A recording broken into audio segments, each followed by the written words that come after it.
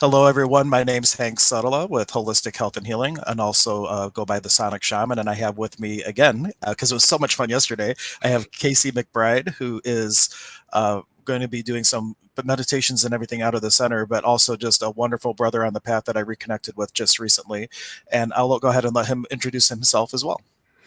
Hey, I'm Casey MacBride. I've been practicing various shamanic practices and really everything from hypnotherapy to advanced energy healing for over 10 years now. And just really starting to focus more on spreading the message about everything I've learned and experienced and helping others to discover spirit and the magic of shamanism for themselves. So very excited to be here doing this. Right. And today we're going to try to stay on the topic of staying centered. So we're going to have a practice of it by staying centered on the topic and making sure we try to come back to it. And then a little bit later, we're going to have Casey's going to actually walk you through a little bit of a centering exercise. Really, it's an excuse because my kids are here and I have to go take cinnamon rolls out of the oven. And I thought, what a great opportunity to give you a little taste of meditation and centering from Casey. Works out for everyone.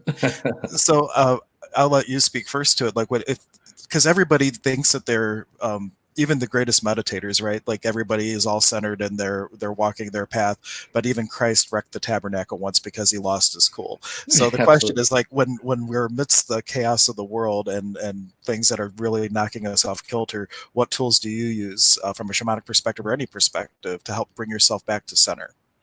So really, awareness and building awareness of your own thoughts and your own internal environment is huge because it's when we are not aware of the way that our mind wants to pull us along that we're easily pulled into any direction it wants to take us. So, for example, things are always going to arise. And even, like you said, even the most awakened being on the planet, Christ, the Buddha, they have moments where they become distracted, emotional, just like everyone else. But the difference between like a really enlightened, master, whatever you want to call it, and someone who's just starting out is they have more practice returning to that peaceful space. So everyone becomes distracted, and it's just a matter of catching yourself and becoming aware of that. And we do that through meditation and mindfulness exercises. But I think a key point for me in my practice was when I realized that I needed to break this sort of mental barrier that a lot of people have of this is my practice when I meditate or do my work, and then the rest of my life. And making my whole life the practice. That's really, I think, the biggest hurdle that a lot of people have to get over. Because it's one thing to be sitting there and meditating when everything's perfectly quiet and there's no distractions. It's easy to sink into a deeply peaceful state at that time. But when we're out in the world and there's chaos around us, always practicing, always being aware of our thoughts and emotions, always sort of meditating in a way. Making that a constant practice is really key to not being sucked along in whatever direction the world wants to take you. Right. And for me, I used to work in banking, and I had a phone job where I'd heard the worst sob stories across the board, and I found myself getting drawn into their stories and getting knocked off the center. And what worked for me is when I finally started taking some classes and I found fellowships of the spirit, I learned a great way to do a practice meditation. And they said that every time whatever you want to choose as an anchor, whenever you're starting to do the practice that you are going to use to train yourself to be centered and to enter theta state, pick something to anchor you. And then when you are in one of those situations where it's like, oh my gosh, what's going on? You can trigger that anchor. And then that helps you bring back to that meditative state. And for me, I used the breath because I figured no matter what, I always got my breath. 3 deep breaths, and I would start my meditation practice. Some people use a little chime or a little bell, whatever you'd like. Or in NLP, use anchoring, where you pick a spot on the finger and you literally set an anchor point that I know that when I do this, I'm entering meditation. And it's a simple, similar to the idea with, I think it was B.F. Skinner, no, Pavlov, Pavlov's dog with the tuning fork. They would bring a tuning fork, then feed the dog. And eventually the dog associated the tuning fork with getting fed, even if he didn't get fed. And that's what an anchor does. It helps you trigger back to a state. Absolutely. So anchoring is a fascinating topic. And when studying hypnotherapy, which is one of the first things I really got into that got me to start to question a lot of things, I learned a lot about that and what we would do in order to more easily enter the trance state. Because in the beginning, like you're talking about, that theta brainwave state where we're really relaxed but focused, where we're able to feel peace and also get spiritual work done. At first, it takes a lot of time and effort to kind of bring yourself down from our everyday mind chatter into that sort of relaxed state. So what we would do in order to help speed that process up is one of the first things is, as you're entering those deep meditative states, the thing I learned was similar to what you said. You would give yourself the suggestion that every time I touch my pointer finger and my thumb together, I easily and effortlessly, instantly re-enter this state and go even more relaxed. And then, at first you're sitting there thinking, well, is this really going to work? And then, you try it later, touch your fingers together, and you are just instantly able to go back there. But an anchor can be anything, like you said. And eventually, I think when you really start to develop a mindfulness practice that you're constantly implementing, eventually everything becomes an anchor. Everything starts to remind you. At first, like I noticed when I would comb my beard, I noticed I would always get distracted for whatever reason, and my mind would go all over the place. So then I started to think, okay, I noticed that I become distracted when I'm combing my beard. So now I'm going to become really, really present and aware to keep myself in the moment when I'm combing my beard. And now it's the opposite. So if I could be distracted doing whatever, and then in the morning routine, when I go to comb my beard, I'm like instantly very present without thinking about it. Very interesting. And regardless of the anchor, it's really about getting yourself out of the space of being on autopilot mode and really being present for your everyday experience, whatever tools you need to use. I don't have it. I was looking to see if I had the book around me. I have my favorite author. One of my favorite authors is Neil Donald Walsh, and there's this one pager about meditation that is absolutely fantastic. Maybe when you're doing your centered exercise, I will find the copy of the book I have at home, and I'll read that as like kind of our closing thing today. Oh, that sounds great. Yeah.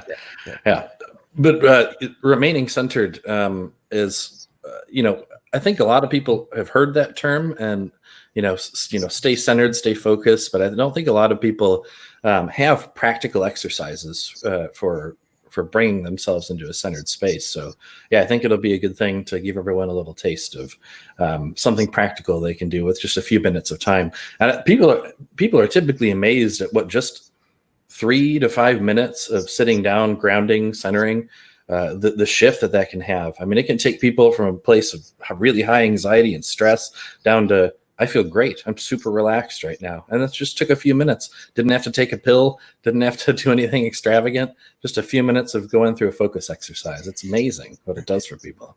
And just the exercise itself, there's another principle in NLP that we call interrupts. So when you're in your normal patterning, if you do something that takes the brain completely outside of its normal process and you do something different, it actually helps you to move in and establish better practices and things like that. So like smokers, for example, we have like this little inhaler, black peppers, essential oil, which is good for breaking addictions and things, possibly. Not saying it's a medical thing. But one of the things that people are doing with that is every time they have a craving, it's not just that they're not smoking, they're doing something different than what they normally do. So they're interrupting the normal patterning and establishing a new behavior. So that's another great little tool. They say sometimes in therapy, you act opposite. If you're depressed, you act opposite. You're breaking the normal cycle of depression or whatever it is that you're working on. Yeah, I think there's something to be said about anything that takes us out of the normal, our normal way of behaving. It causes, just even for a moment, a bit of a paradigm shift. And there's a lot of really cool things I've come across in the recent years, but you do a lot with sound healing, so I'm sure you're familiar with these kind of concepts. But I've learned tube and throat singing, like how we sing with the larynx. If you ever heard, it's that really like deep kind of intense singing that doesn't sound like a sound that the human voice is supposed to be able to make. And sitting there and doing that, you're doing something that most people have never even been taught that the human body is capable of doing. And that really shifts your awareness. And same thing with like toning. I love doing that, where you get a group of people around and you literally just say vowel sounds, kind of like how when we chant, well, exactly like how when we chant Pachamama and Inti and all that for the opening ceremonies. again, that's not something people sit around and do all the time normally. Well, shamans might, but again, it brings you out of that your normal comfortable way of thinking, functioning, acting, and it really sets you up um, to create and experience new ways of thinking, new ways of being. So there's something to be said about Right. that. And toning is a great thing too. Like if you do feel off center, if you look online, you can find that each chakra has like a certain symbol. So it's like Ra, and I don't remember them all because I haven't studied the chakras as much as I have other systems. But if you feel out of balance, you could actually do toning to help center yourself. So you're doing the interrupt, you're doing something to establish an anchor to go to centering, and you're actually getting we call it in sound healing sympathetic resonance. So if your root chakra is out of balance and you're toning a frequency that a healthy chakra would make, it helps the chakra shift into resonance. And that's what we're doing in the Pachamama. Pachamama. It's actually doing a toning of the energy centers in the South American tradition we call nawis, which are like these lenses of energy that open and close. And it's how you bring energy in or express it out of your system, where chakras are energy distribution nodes, if you will, that move energy throughout the system. But each one of the ones that we chant are all for a different energy center. And when you hear how, when you go up, it gets higher and higher, it's all balancing the different energy centers. Yeah, it's so cool how physical sound has such an effect on not just our energy, the energy of our bodies, but we can measure it on like a physical level. I don't know if you're probably familiar with Dr. Emoto's experiments on water. Yes, absolutely. That is such a fascinating thing to me.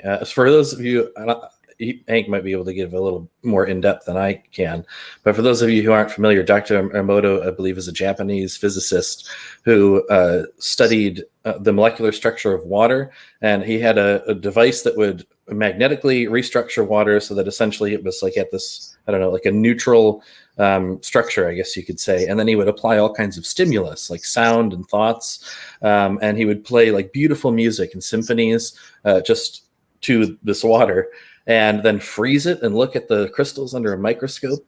And when he would play beautiful music, they would freeze in these complex, beautiful snowflake looking structures.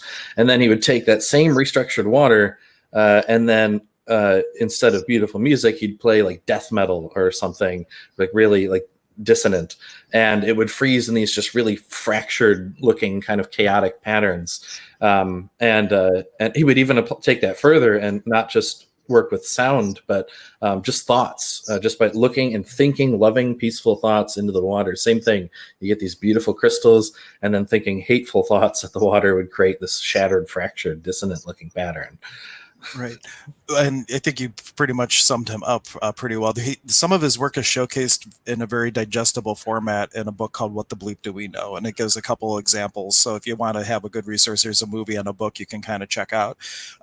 But something else you can look at is if you take a cymatic plate, so it's like a big plate that it's flat, and you put either salt or sand on it, and you run a frequency through it, so it's vibrating at a certain hertz frequency, so 440 cycles per second, it just kind of makes an incoherent blob. And if you do 432 cycles per second, it creates a 16 pointed geometric shape that looks like a sun. And so you can actually see how very specific frequencies react very differently and create different patterns in like the little molecules of our bodies and things of that nature. I find all of that so incredibly fascinating, and I know a number of people who, and maybe you can talk a little bit about this. I've had experience with this in the past, but I think sound can be a large stress and anxiety trigger for a lot of people. You know, the sounds of the city, the sounds of,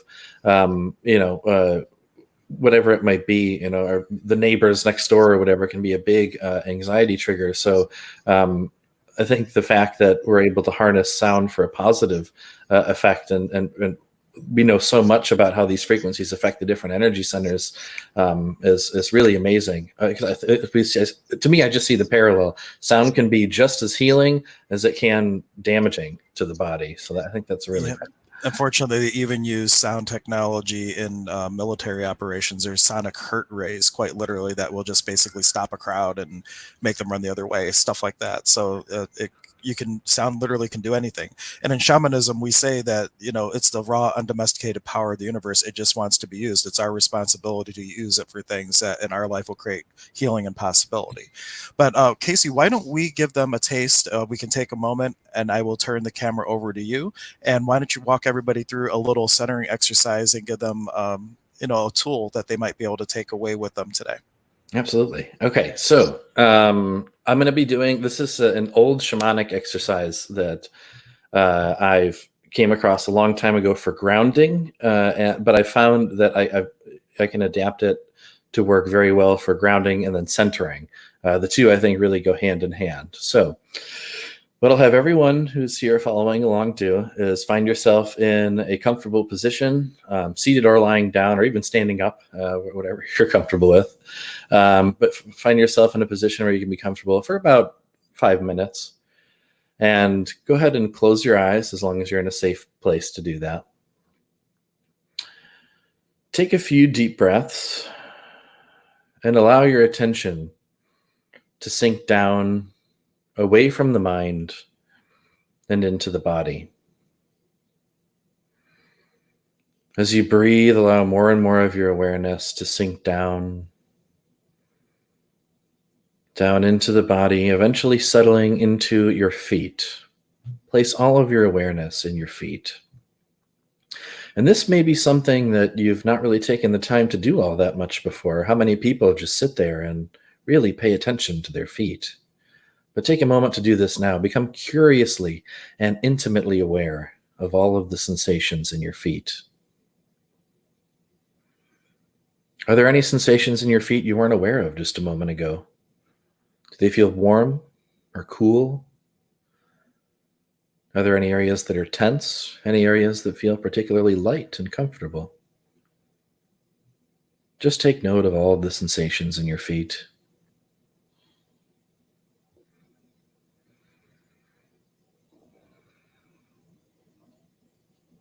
And imagine, if you're not familiar with working with energy, just imagine what it would feel and look like if you could perceive the energy of the earth.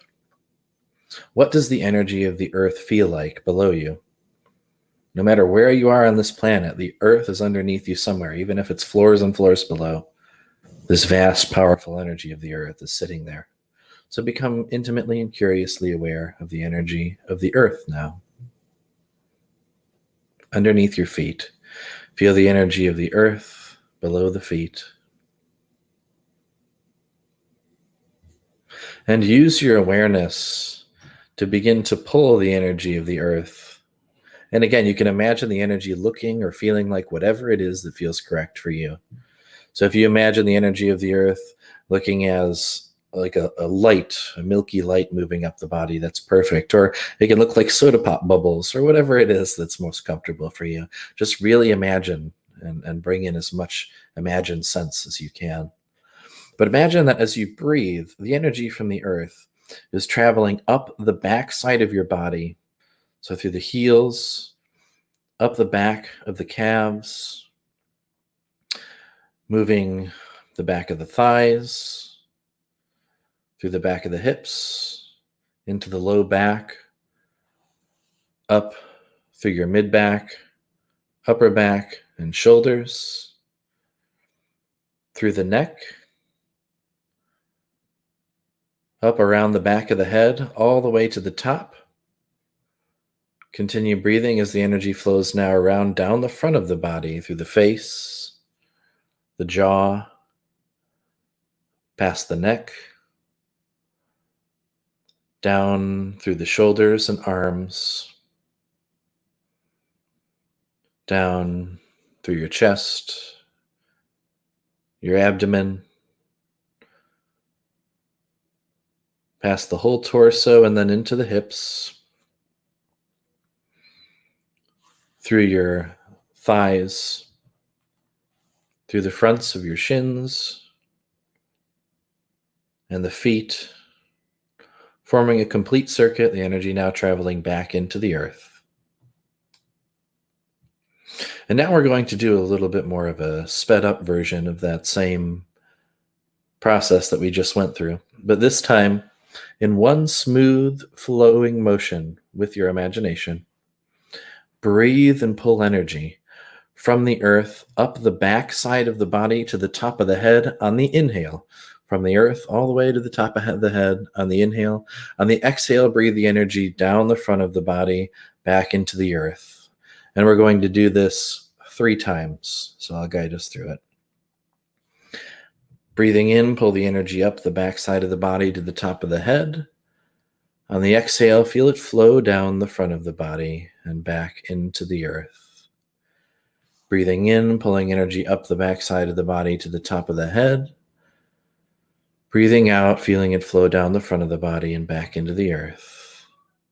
One more breath, really bring it in as you pull it up the back of the body all the way to the top of the head.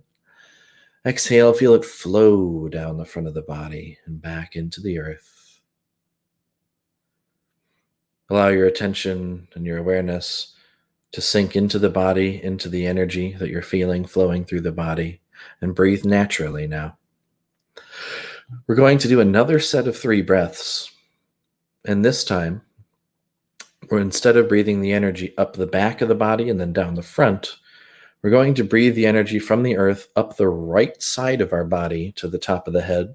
So through the right foot, up the right leg, etc., all the way to the top of the head. On the exhale, breathing the energy down the left side of the body back into the earth, making a circuit. So we're going to do this for 3 breaths. Starting on your next breath, breathe in, pull the energy up the right half of your body all the way to the top of the head. Exhale, feel it flow down the left side of the body and back into the earth. Breathe in, feel that energy flow up the right side of the body to the top. Exhale, feel it flow down the left, back into the earth. Really feel the energy as it flows in and up the right side of the body, all the way to the top of the head. Feel it flow down the left, back into the earth.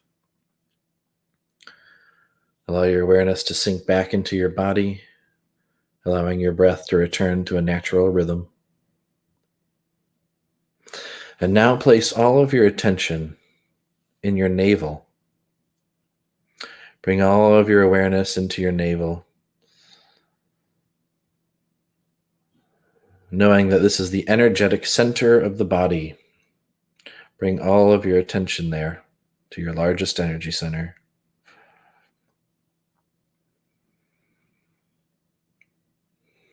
Breathe and feel as though your breath is connected with your navel. Imagine that instead of breathing through your nose or your mouth into your lungs, you're breathing through the navel. Each breath brings energy into the navel, and every exhale, the navel relaxes. Breathing through the navel.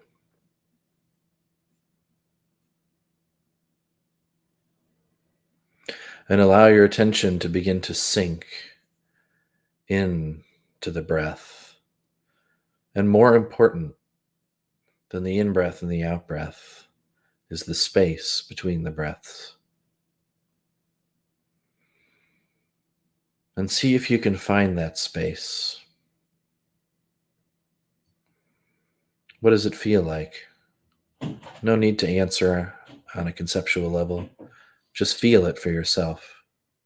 Become curiously aware of that space between the breaths, the space in your navel. Place all of your attention there.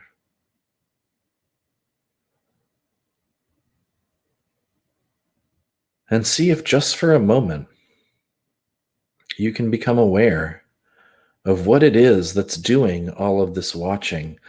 We've been moving the attention to various parts of the body, to moving the energy, to focusing on the breath.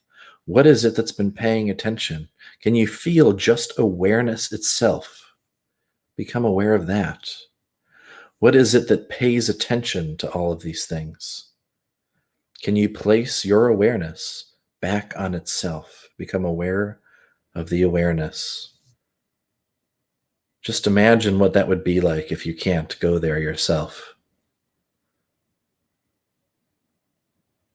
And just allow yourself now to feel that silence, that space. Sink into that deep, vast, spacious, void-like silence. And know that you can enter this space whenever you want. It can be as simple as taking a breath. Know that with one simple breath in and out, and then focusing on that space in between the breaths, you can sink right back into this peaceful, relaxed state. You can go even deeper than this, even more relaxed.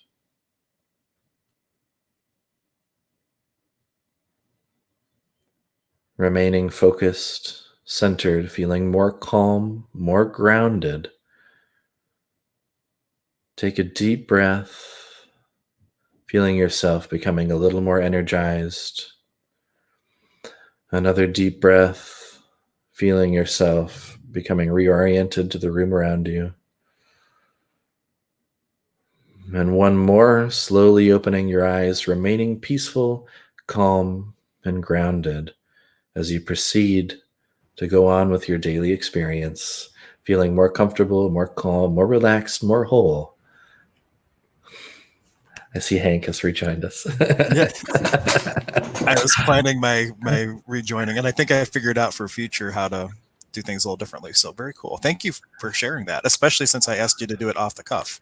Yeah, it was my pleasure. Yeah, I could do that stuff all day.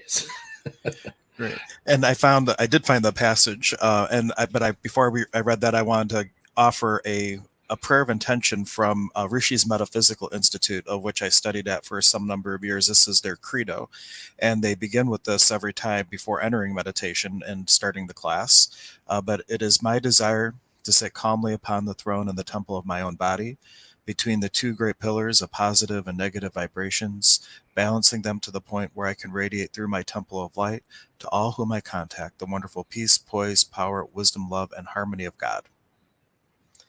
It's a wonderful thing to start your day, or meditation practice, whatever you're doing. That prayer in and of itself is a great way to stay centered. Absolutely. And I know for those of you just joining us or watching this on the replay, Casey's going to be doing 3 meditations a week, Tuesday, Thursday, and Sunday. We don't have the registration links up yet, but I'll put it in the comments as soon as we do. And Casey will be joining me often, because this is so much fun doing this with someone else, not just talking at a camera by myself. Absolutely. And we were talking, we both kind of have wanted to interact with the online community more, and I think this will be a great way to have fun doing that. And I think so many people could benefit from just taking a few moments to, like you said, step outside of that normal way of thinking. Or if you are used to thinking in this way, it's a great way to remember that, yes, we are on the right path, and to keep going in this direction. So it's a wonderful thing. And it's very important, even if you have studied a lot of things and you think you know it all, I would invite everybody to consider to be aware of what they don't know, and have an awareness that you don't know what you don't know. And you never know when the little nugget that might be there that's like changing everything that you thought you knew to something else, so that creates greater possibilities for you. So I think those of us who have been practicing for a little longer eventually come to the realization that the more we start to learn and experience, the more we realize we really don't know a whole lot. We still have a lot to learn. No, I don't think I shared this with you. During my silent weekend meditation retreat, there was like a 4-weekend series I did called The 100th Monkey. And one of the 3 weekends was a silent weekend. And on the last weekend, I see all my guides in front of me, and they all form into a little orb. And I see like a projection coming from me that's like going towards the ball of light. And then I hear, the more you know, the more you realize you don't know. The more you realize you don't know, the more you realize it doesn't matter what you know, what you don't know. It's what you're being. and then I heard, you're the only one in the room. Yeah, I've heard you say that so many times, and I love that. I think the first time years ago when you said that, I knew what you meant, but I was like, wait a minute. Oh, I shared that with you then? You did. You're Wow. the only one in the room thing. Yeah. And I remember, having experienced, meditation and the experience of pure isness and oneness. I was like, okay, yeah, no, that makes sense. But does this guy really think that that he's the only one here in this. Like, I just remember having kind of a Well, that's the little thing that when it's a great truth, the greatest truths are paradoxes because right. they're in opposition from the oneality to the duality. So birds of a feather flock together is a oneality truth, but opposites attract is a duality truth. And so, but that's a whole nother video we could do Oh yeah, on that. absolutely. But like you said, it's you're the only one in the room, and so am I. Yeah. Well, I didn't realize I had mentioned that. That's the one thing we talked about then. That's great. We talked about a lot of things. Any final thing before I read this passage from Neil Donald Walsh's work on meditation? Yeah, feel free to join. Come in and join the meditation. Have fun, play. It's something we all need to do for our health and our growth. Like I said, sitting and having our own personal practice, and meditating, doing our spiritual work on a day-to-day basis. That's really important, and that's the foundation. But I think getting together and practicing in a group setting, virtual, in person, it really helps us to sort of recharge our battery, because we can become a little distracted by life, and we can sort of fall off the path a little bit in terms of not being as focused as we want. But when we get together and we practice, we re-energize ourselves, we become excited about our practice again, and then our daily practice as we go throughout our everyday life, I think is so much more energized. So I think it's so important to get together. So please join us and have some fun. Yep. And in closing, this is the book. This is Neil Donald Walsh, Conversations with God, and I'm just going to read the one page on meditation as our closing here. And we're doing a Conversations with God discussion group virtually tonight at the center. Well, not at the center; it will be online, but there's information on our page for that. If you want to go check it out, you can join us for that later. And so Neil asks God, "So daily meditation is a good idea?" And God replies, "A good idea, yes. Yet know what I have just said here. The song of the soul may be sung many ways. The sweet sound of silence may be heard many times. Some hear the silence in prayer. Some sing the song in their work. Some seek the secrets in quiet contemplation, others in less contemplative surroundings. When mastery is reached, or even intermittently experienced, the noises of the world can be muffled, the distractions quieted, even in the midst of them. All of life becomes a meditation. All of life is a meditation in which you are contemplating the divine. This is called true wakefulness or mindfulness. Experienced in this way, everything in life is blessed. There is struggle and pain and worry no more. There is only experience which you may choose to label in any way you wish. You may choose to label it all as perfection. So use your life as a meditation and all the events in it. Walk in wakefulness, not as one asleep. Move with mindfulness, not mindlessly, and do not tarry in doubt and fear, neither in guilt nor self recrimination, yet reside in the permanent splendor in the assurance that you are grandly loved. You are always one with me. You are forever welcome, welcome home. For your home is in my heart, and mine in yours, and I invite you to see in life what you will surely see in death. Then you will know there is no death, and what you called life and death are both part of the same unending experience. We are all that is, all that was, and all that ever shall be, world without end. Amen. That's so beautiful. Yeah. And I think oh, I was that's going to say, I think that was a perfect. We had touched on so much of that, and I think that was such a beautiful way to wrap all of that up. It was kind of encapsulated yeah. all the things we've been talking about. I love his work. It's amazing stuff. So please join us tonight for we do it on the fourth Thursday of every month, and we always stream it. But today we're streaming it only. And Casey, I know you're going to be traveling, but if you're free, hop on that as well. We're going to have a Zoom up as well as a YouTube live. So we'll be zooming, and I'll send you the link if you're interested. Sounds good. Absolutely. Cool. All right, everybody. Thank you for joining us, and hope to see you again real soon. Thank you so much, everyone.